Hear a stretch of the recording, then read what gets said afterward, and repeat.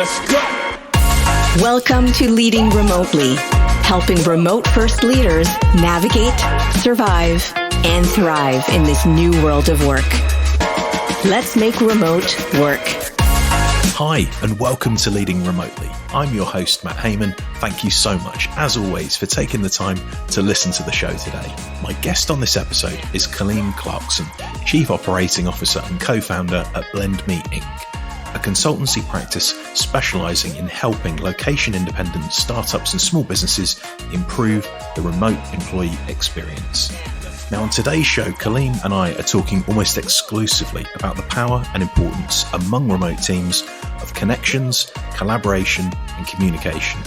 And Kaleem brings a huge wealth of insights from advising companies on how better to do these things. I hope you enjoy the episode as much as I did recording it. Let's get straight to the episode with Kaleem.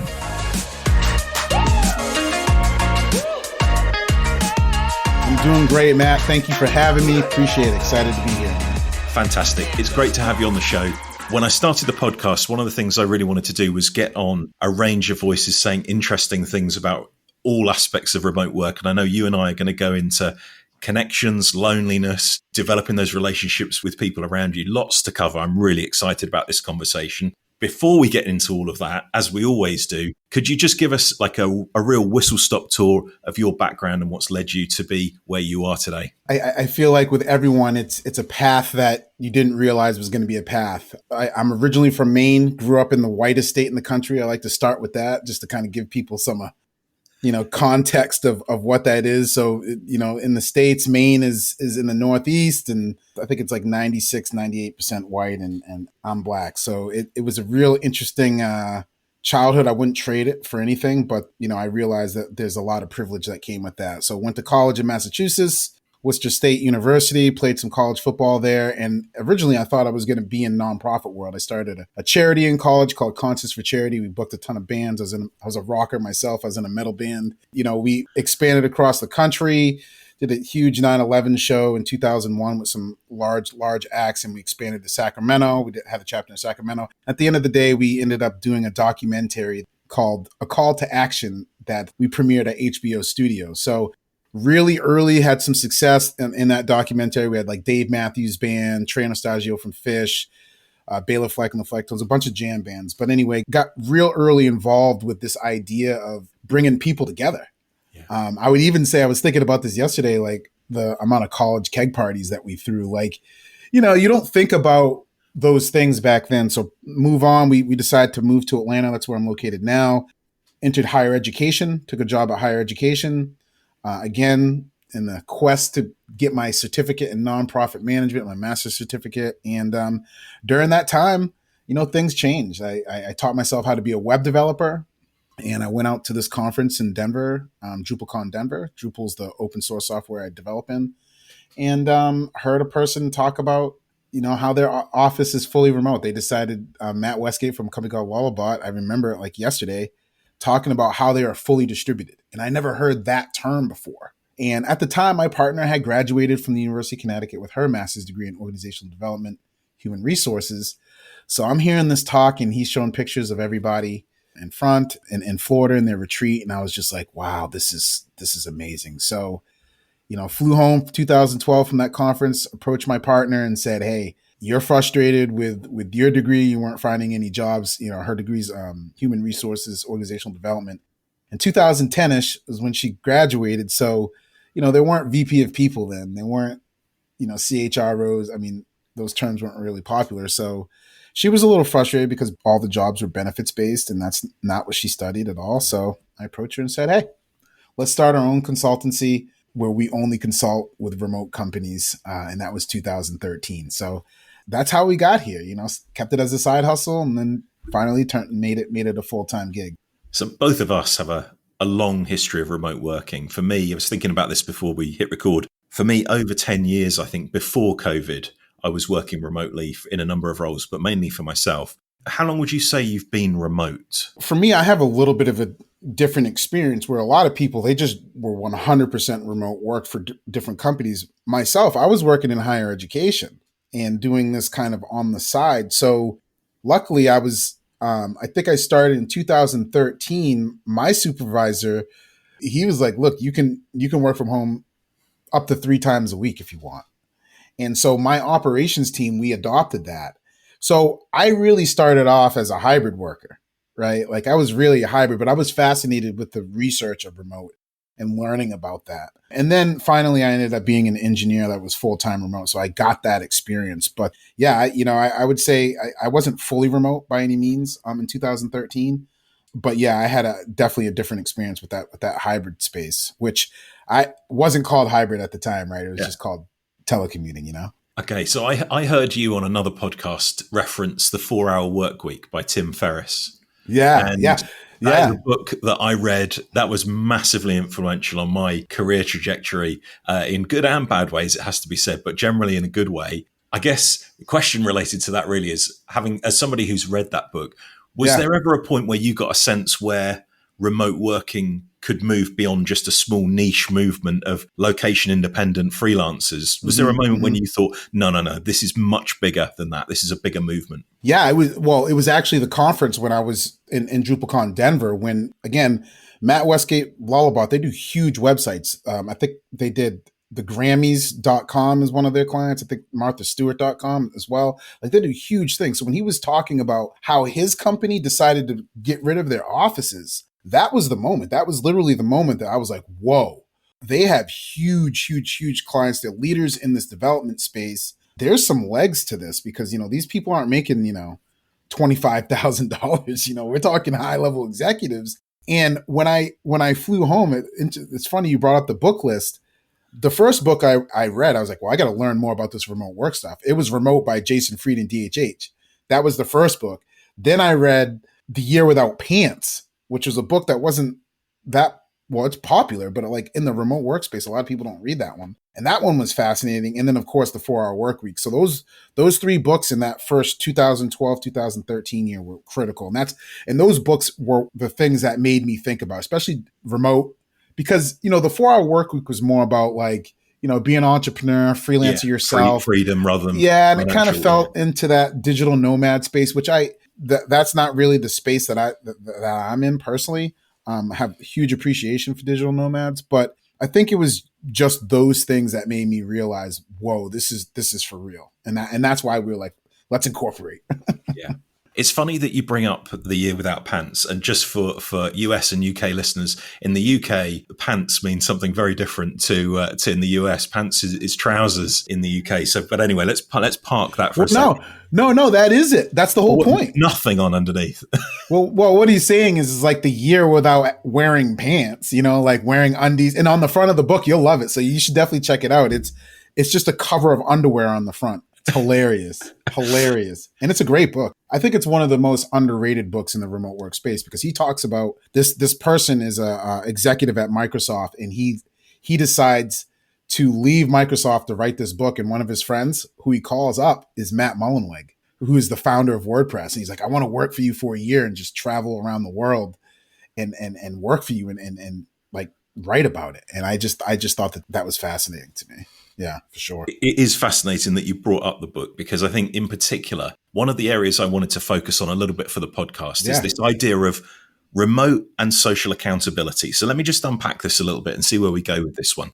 So when we think about COVID in a sense, it forced an entire population towards remote, right? Everybody had to do this. And it became almost a bit of a cliche that you might be on a Zoom call and the kids would be running around in the background, or you would be with no pants. It almost became sort of that was kind of a mantra, a cliche, if you like, of remote working.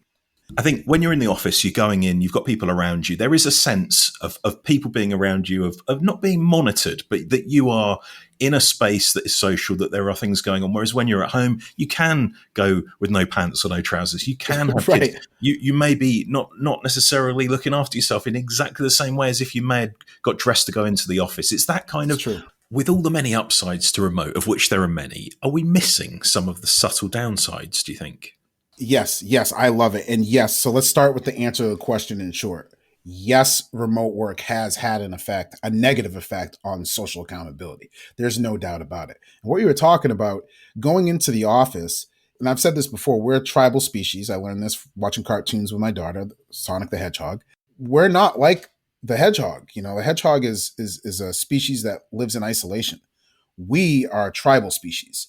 That's why there's tribes. I mean, it's just, you go back to history, we're always together. So there's no doubt when you look at any remote work survey, I always give a shout out to Buffer because they've been doing the state of remote work since, I don't even know, I want to say like 2013 or 14, 15, I don't know. Look it up. But they've been doing the state of remote work, I think, the longest out of anyone. And isolation and loneliness is always the top two struggles with remote work.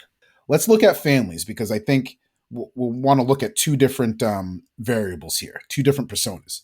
So then you have a person in a relationship with a family, right? So they don't have to be as accountable to be socially connected because their social circle is at their home with their family. And it's even better if you have, grandma living around the corner or, like if you're in your hometown or whatever, your family's in your space. It's like that's a lot of your connection. But then let's look at another persona, a person who's single. And let's not even categorize single in age. Let's just single because there's multiple ranges of ages of people who are single. And I don't think remote work is focused enough on that persona, the single person.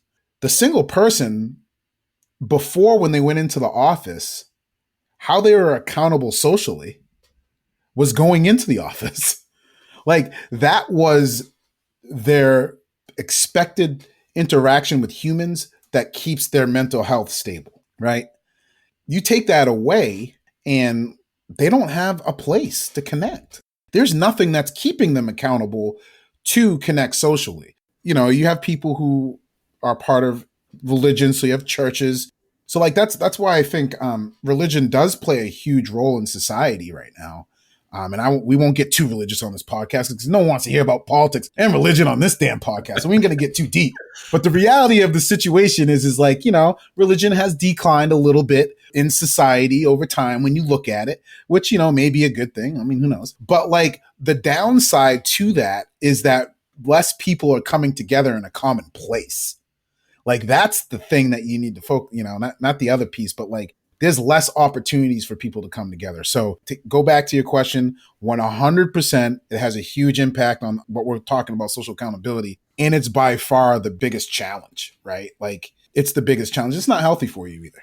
So for example, if you're not a particularly sociable person and prior to COVID, you're going into the office, in a sense, your work situation is kind of forcing you to an extent to go and participate and be part of a group and be involved in that group. To be engaged. COVID comes along and all of a sudden that push in a way towards that is less apparent, it's less obvious, and it allows people in some respects to move into more of a situation that's more comfortable for them, but not necessarily better for them. That's what I'm thinking is without having that requirement to prepare, to get ready to go into the office, are people losing something as a result that's really hard to measure? Yeah. So you're kind of talking a little bit about, I don't want to say motivation because that's not necessarily, it's a little bit what we're talking about, but like you're speaking towards the idea of has remote work allowed for introverts potentially or people to be more absent?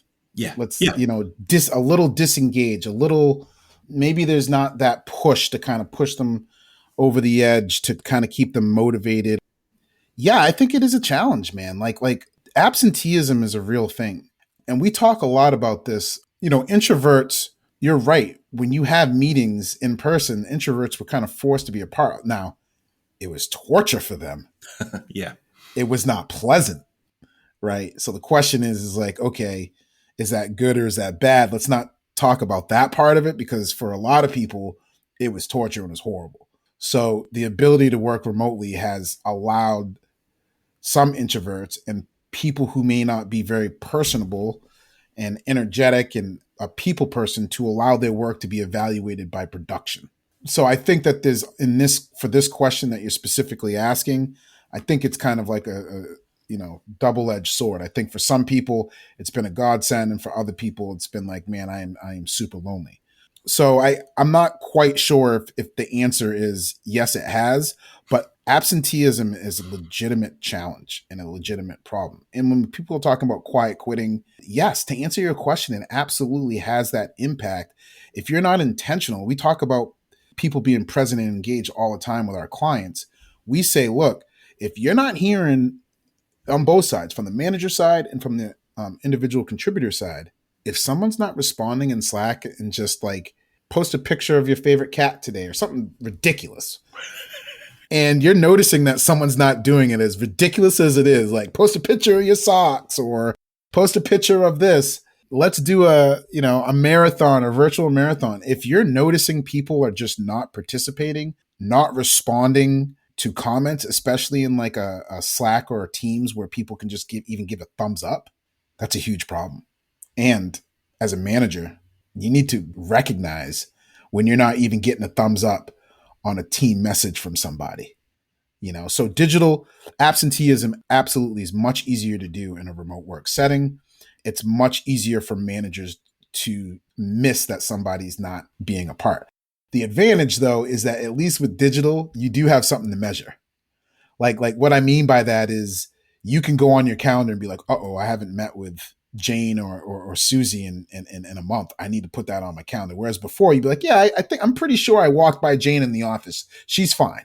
Again, I just think, yes, it's easier for absenteeism to happen. Yes, it's easier for managers to have that go unnoticed. But on the flip side, there's advantages and disadvantages, I think, for both, honestly.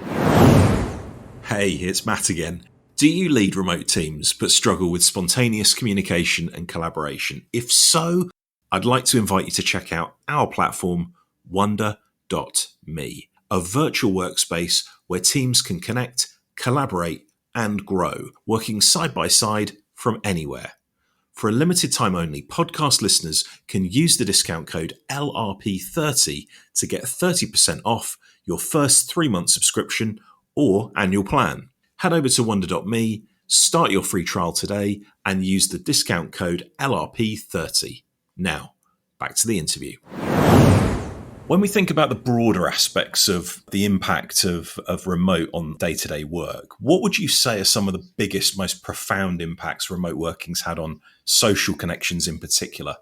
The biggest impact on social connections, I am going to say, is the lack of the ability to get together in person. So the biggest impact is we're not, and we say this a lot, pandemic remote, and I think that's one thing we need to kind of decipher here. And if people have heard me on the podcast, they've heard this a million times, but the reality is pandemic remote is not normal remote work. So it's really, really difficult for us to look at this, 2-year experiment and make statements like what I'm getting ready to make. But I'm going to make the statement in this context that we're in today. Yes, remote work has a negative impact in general. Actually, I'm going to make the statement post-COVID, like moving forward, 5 years from now, we're all remote. Yes, it does have an impact on meeting in person. It has an impact on building personal connections, but it can actually build more connection. And stay with me for a second here. We've seen reports where lower managers, individual contributors actually say they felt more connected since moving to remote work from in person. And you might think, Kaleem, what are you talking about? Like, what do you mean, man? Like, what do you mean more connected? We just talked about how like not going into the office is just killing our tribe. So what are you talking about? Like, you're speaking out of both sides of your mouth here. The reality is for some people, these scheduled meetings, like how many times do you get a chance to actually see the face of the CEO in big companies? Mm-hmm. Not very often.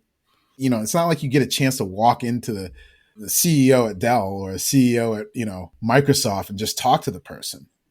But now you're seeing, Michael Dell or, whoever on a video camera in their home doing a company call, and you're seeing their face, you're seeing their mannerisms, and they're speaking to you because it's like, coming through the digital screen, it's like they're speaking directly to you. Mm. Some people are feeling that connection a lot more. Then you kind of move on to what we were talking about as far as managers being able to measure, oh, this person hasn't liked the button. I haven't met with this person. Well, now we have some metrics. People are using some metrics. All tracking metrics aren't bad, by the way. I don't believe in Big Brother tracking, but I believe in tracking some things to be better. Like with great power comes great responsibility. If you're going to track, use it for good. Yeah. So then you have people being able to measure how many times we were connected. And then the last thing that, and what we talked about a couple days ago, in a remote workspace, when you're not seeing each other in person a lot, because you have to be intentional at scheduling those social interactions and those opportunities to connect, that time when you are together is now better utilized. That time has more impact. That time has allowed you to focus on what's important in that moment. And that moment is about the social connection. As long as, leaders are not trying to fill these moments when you bring people together with a ton of work, as long as leaders give enough time for people to just hang out and just know each other, like, hey, Matt, man, we've done this Zoom for a year and a half, and I'm actually going to come in for a hug. Are you accepting a hug today, Matt? Yeah, I'm accepting a hug. I'm coming in. So I think that the biggest impact that remote work has had on social connections is just the ability to actually be intentional about that connection. I think before we were just taking it for granted. You're going into the office, high-fiving people. You're not even thinking about it. You don't really care if you see Jane or Joe because, you saw them yesterday. Now these moments are purposeful. You mentioned that when we spoke before pre-show, and there was a quote that I think you were trying to remember, but I think I can paraphrase it. Absence makes the heart grow fonder. And in a sense, there it is. Absence makes the heart grow fonder. And I was thinking, for me, I'm nodding away crazily as you're talking here, because this is you're describing my experience at Wonder, where we're a fully distributed team. We never see each other face to face. And then every 2 or 3 months, we get together in person. And boy, does that make a difference. For 2 or 3 days, it's pure social as well. So that's another to wow, your point. Well done, Wonder. Well done. Well done. We have to live this. This is our world. So but I mean, it's hard to spend a lot of money because these aren't cheap. It's hard to spend a lot of money and not get any work done. So I can understand the natural kind of like want to implement some work, but kudos to you. So it was completely social. So what happened? Yeah, we maybe did one session, but it was very, very informal, very, very informal session, just briefly, but the rest of the time, purely social. We went all around Berlin, did all sorts of activities, never felt forced like it can do when, historically you might do a team building exercise or team building activity. Feels a little bit forced, feels a little bit inauthentic, super authentic, amazing fun. And like you say, really builds those social connections, and they are lasting as well. But you do need to do that intentionally, as you say, but regularly as well, I think. And it needs to be, from my perspective, this may not be true for everybody, but certainly from my perspective, it needs to be in the diary. You need to know that on this day, in 2 or 3 months' time, you're going to be back together again. But in between, head down, get a lot of stuff done. But every now and again, you are going to see these people, and it makes a massive difference. What was it like seeing your colleagues for the first time? And again, it was probably was it during COVID when you saw them for the first time? So you're a little hesitant. Like, so what was it like? What was that moment like? So the first time I saw colleagues was fairly shortly after I joined, and it was at the back end of all the restrictions being lifted, and it was brilliant. It was really nice. It's super cool. That was probably. It got better and easier on subsequent visits, but that first time was really, really nice to catch up with people. But I think it's that familiarity that we've built over the year or so that I've been at Wonder. That's done through intentional getting together, just having fun, in a really authentic way, and it does make a huge difference. And I think you set this up on purpose, Matt. You served me a softball here. I love the fact that you said it has to be on the schedule or the docket, and what we advise our clients is build a social connection strategy. And we're actually going to have a nice little ebook of that. Some people are like, well, what is that? A social connection strategy is what we say is we categorize connections into 3 big buckets. And this is Blend. This is what we do. Okay. So the first bucket, we say professional. And, those are your work colleagues, maybe mentors in the space, right? All your professional connections. Right. So you got to have that. And most organizations, they focus in that space. But then you have lifestyle connections. So then you have, what it is I like to do, like kayak, mountain biking, whatever it is that you like to do, eating food, going to pubs, right? That's lifestyle.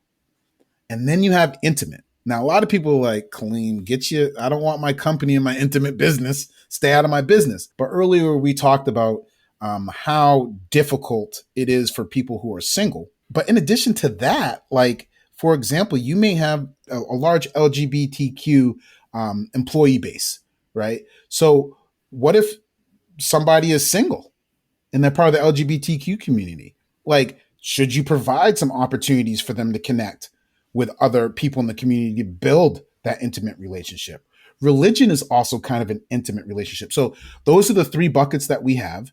And then what we tell clients is like, you need to survey your company, see what's missing, right, from those relationships, and then build a plan, a strategy. And we say, look out 2 years and build events 2 years out that satisfy those. And that can be a combination of in-person, virtual, lifestyle, whatever it is. But the most important part, and what I love that you said, it's put it on a schedule so that everybody knows, geez, we just met, but when are we going to meet again? That was the best time I've had, because those 2 or 3 days can last a whole quarter. 100%. Like that hug and that connection that you get with someone, like you're going to feel good for a solid 2 weeks at least. You know what I mean? So it works. So that's what we advise. We advise break down the connections, survey your company, determine what your employees are missing for connections, and then build literally a plan or a calendar that books those events. We say 2 years out, give people plenty of time to plan, adjust their family schedules, etc. I'm guessing that there are going to be people listening to this in remote leadership roles who are balking at the idea of the intimate relationships or having any kind of input into those. Could you just, I suppose the first question is, why break them down like that? And secondly, what can a leader who's listening to this, maybe relatively new in post, listening to this, what are some of the small steps that they can do to start to get these conversations moving or to have more of an impact in the way that you described? Yeah. So I would say the reason, the first question is, why break down the different types of connections or relationships, however you want. We use the word connections. And the reason why is, just like with anything, you need to know what things are missing, what things, maybe some things you're doing too much of, maybe you're not doing enough. And the reason why is that we talked about earlier, what is the biggest challenge with remote work in general? And if I'm telling you as a leader that loneliness and isolation is one of the top challenges with remote work, right? I tell you that, then I follow that up with, well, guess what? Loneliness is as bad for your health as smoking 15 cigarettes a day, 15 butts a day, right? So, whoa, really? Okay, well, what else does that mean? Okay, well, a person who's sick and out of the office, right, is going to cost you productivity. In addition to that, there's research that backs up loneliness actually reduces cognitive function. Like you can't actually think as well, right? So there's a whole bunch of research that says, okay, loneliness impacts my bottom line as a business. It impacts my team's productivity as a business. And that's not, I'm not saying I don't have a heart, I'm not human, but like if you just want to go straight up business line, I'm telling you right now, the number one challenge with remote work is isolation and loneliness. And the results of those things are going to impact your bottom line. That's it. There's no, like, if you want to get into the human side, that's a whole different story. We could talk about that, but I'm just telling you, like, that's the research, right? If you want to fix that loneliness, we just talked about the art of gathering. Yeah. You have to create a purpose for when you come together, right? So then you're like, okay, I understand that. So now what do I do? Well, we need to know what connections are of abundance and what connections are lacking. So we came up with grouping those in the different groups because based on what your results come by. So what are you supposed to do as a leader? Well, you got to survey your people. Like you have to survey, you need data. You have to make data-driven decisions. We're a huge data company. We believe in data-driven decisions versus like, I feel like this is what we need. And in that, you got to do different levels of data collection. You have to do different modalities. So surveys are great. You need open-ended questions on that survey. Open forums are great. Moss to tell stories, employee resource groups. There's a whole bunch of different ways that you can collect feedback, that you can get data from the people. So then once you have this data, so we already kind of broke those into, the first group was professional. I think everybody understands that one. Yeah. The other one's lifestyle. I think most companies are trying to understand lifestyle, meditation and all that. But then you get to intimate and you're like, damn it, why am I talking about intimate again?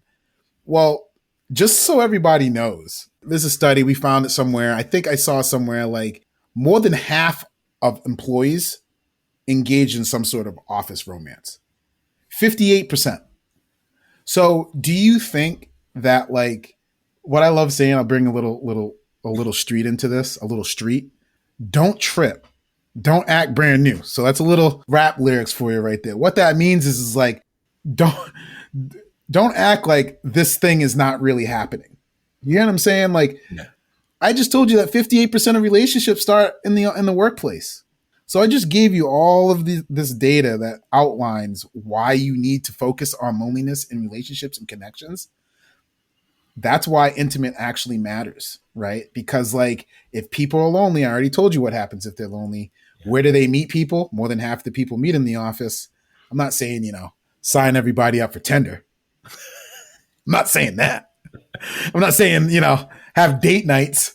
I'm not saying do a speed dating in your office. It could get real weird. I see what, but I'm just saying like you have to have that as a leader. You have to be realistic, right? And you have to think about all of those different types of connections. One of the things I noticed when we do the retreats is that there isn't a heavy drinking culture. I think sometimes at those events, there is a risk that it becomes, let's go out and go crazy. And I really think that us, again, being super intentional and the great team that we have around us, drinking, it's not a drinking culture, it's a socializing culture. And there is no pressure on anybody to drink alcohol. And I think it might seem quite small and insignificant, but it's not small. It's not small. There are people listening to this who may be organizing events and maybe they like to have a drink or whatever it is. And some people will anticipate and be reluctant to engage in those activities because they don't enjoy drinking. And I think it's just really important not to assume. It probably also serves as a metaphor for other things, but on alcohol specifically, it's a big thing for me. And I think it's good that companies don't reinforce this drinking culture. Yeah, I mean, I think that's really important that we're making. There's a book that I'm loving right now called The Art of Gathering. I think everyone in the remote workspace who is responsible for planning any type of meetings should read this book. I'm not completely done with it because I'm taking my time, but she's great. The author's great. Her mom is from India, and I think her dad's from like Iowa.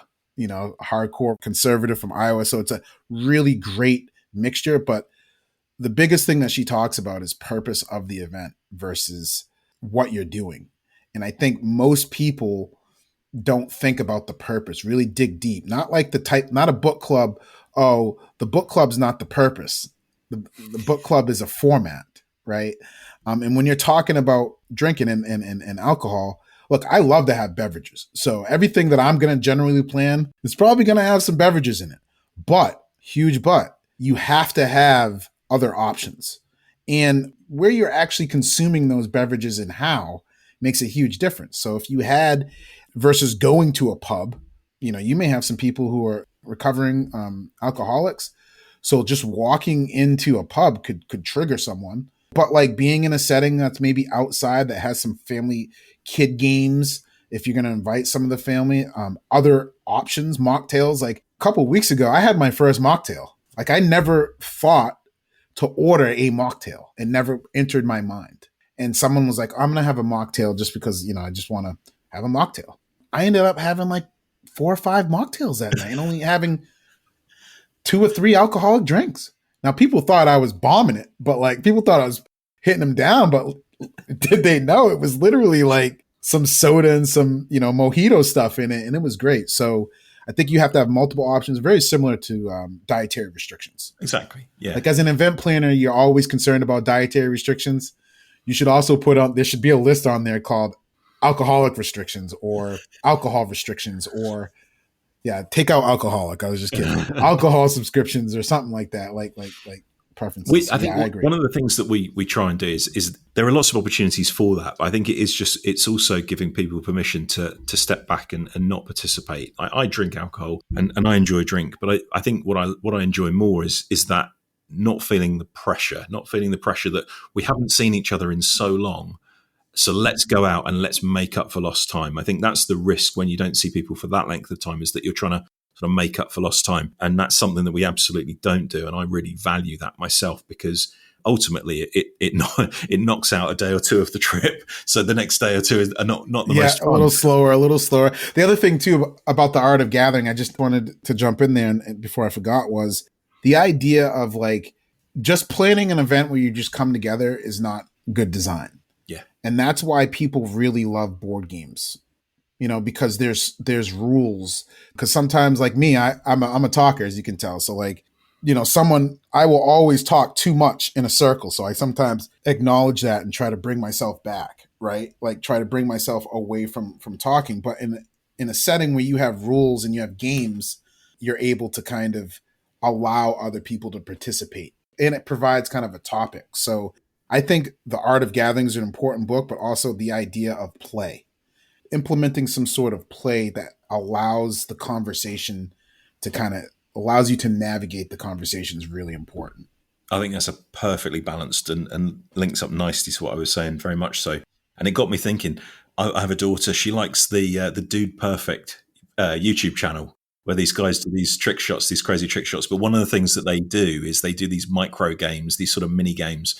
If anyone's listening, you should go and look it up, because actually what you've got there are loads and loads and loads of ideas for small, fun games that you can do as part of a group on an offsite or as a retreat, alcohol or not. But like you say, it's providing additional parameters or rules or a framework, if you like, Purpose. around it. So it's not just you and I talking. It's actually that we're talking about something around something. It's a really nice, I love the idea of playing games and board games in particular for exactly that reason. It just provides that nice crutch in a way. If things are a little bit awkward at first, it gives you that ability to put some parameters in place. And I love it. I think if you just want to get people together, and because there's nothing wrong with that. Like, again, that is a connection type. Yeah. Like that's an experience that you want to provide. But if you're going to do that, help someone out. Give them a couple questions. Give them a couple icebreaker questions. Just help them out a little bit. Okay, so let's think about. I want to find out a bit more about you and sort of some of the things or your preferences. For you, what's the perfect split, remote versus in person for you? Like, what's the absolute ideal for Kaleem? And I know this may change, but right now, like face to face versus remote, what's the split like for you? I think 100% fully remote is the way to go. I think 100% fully distributed is the easiest. It puts everyone on a level playing field. For me, it's 100% remote. Now, how many times should you get together if you are a 100% remote company? I would say a minimum once a quarter. Yeah. Now, if you're saying, are you saying once a quarter for the whole company? No. I'm just saying once a quarter, there should be something where an employee's going somewhere to meet someone in person. I think 4 times a year, once a quarter, I think it's a perfect number. Personally, I think any more than that, actually, you could do a little more than that, but you don't want to do too much, like once a month, because that puts a little bit of stress on the individual, especially if you have family. But if you don't have family, there should be a way for that person to figure out a way to meet up a little more. So like maybe they have a little bit of a travel budget where they can go themselves and meet somebody at a co-working spot or something else. But personally, I feel like the once a week in office, like, of course, we're advising companies on how to work hybrid. I'm not saying that hybrid doesn't have a place. I'm just saying, for me personally, I like to just get it done online, work, and then I want to fly somewhere. You know what I'm saying? Like, I want to travel. I like to travel. So to me, I would prefer that. That's my personal preference. Yeah, my preference as well, for sure. So as we run up on time, I've asked a couple of people this time. I'm really interested in your take. What's the one tool in your toolkit that relates to remote working? Could be software, could be an app, it could be just a methodology, whatever. But a tool in your toolkit that you couldn't live without in terms of remote working. What would that be? Ooh, that's a good one. Okay, so I'm going to go with a tool, like a physical tool first. Shout out to Calendly. Calendly, like, they're based right here in Atlanta. Yeah. So shout out. I'm a huge fan. I'm a huge fan of their CEO. He's done some great stuff from Africa, here in Atlanta, Georgia. Calendly, I can't live without. Now, obviously Zoom and video things, but like for me, the calendar and remote work, as much as we hate it, we talk a lot about work-life integration versus work-life balance. In order for you to integrate your personal life and your professional life, I need a calendar to know where I'm going. So for me, Calendly makes all of that much easier. As far as like just a philosophy, I would say revision. This is something, yes, there's been a lot of companies that have been doing remote work very well over the past, 50 years even. I mean, remote work is not new. But the idea that you need to be flexible on your plan and adjust as you're moving forward is just really, really, really critical. And then as far as a skill, I know you only asked me one thing, but I can't help it. And as far as a skill, like a leadership skill, emotional intelligence. Those three things as far as toolboxes. One, as far as just an application would be Calendly. As far as just kind of like a general philosophy, I would say revision and flexibility on your plan. And then from a leadership's perspective, from a leader perspective, my biggest tool is definitely, emotional intelligence, the ability to kind of see people, understand how people are feeling, make a few different changes based on those emotions, based on those different things that maybe we weren't focusing on a lot before. So those would be my three.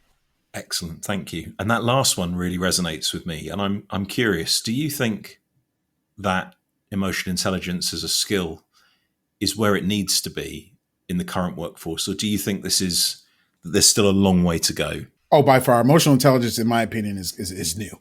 I know it's not a new concept. What I'm saying is like, I think companies have realized with the pandemic, like the stress on mental health, the stress on the world, everybody dealing with the same thing. Like, if you want to take a positive out of this pandemic, it brought the whole world together as far as dealing with the same ish. So I feel like emotional intelligence, we're nowhere near, and we're just scratching the surface. And I believe that emotional intelligence will be the number one skill that companies are looking for out of leaders or managers, no doubt.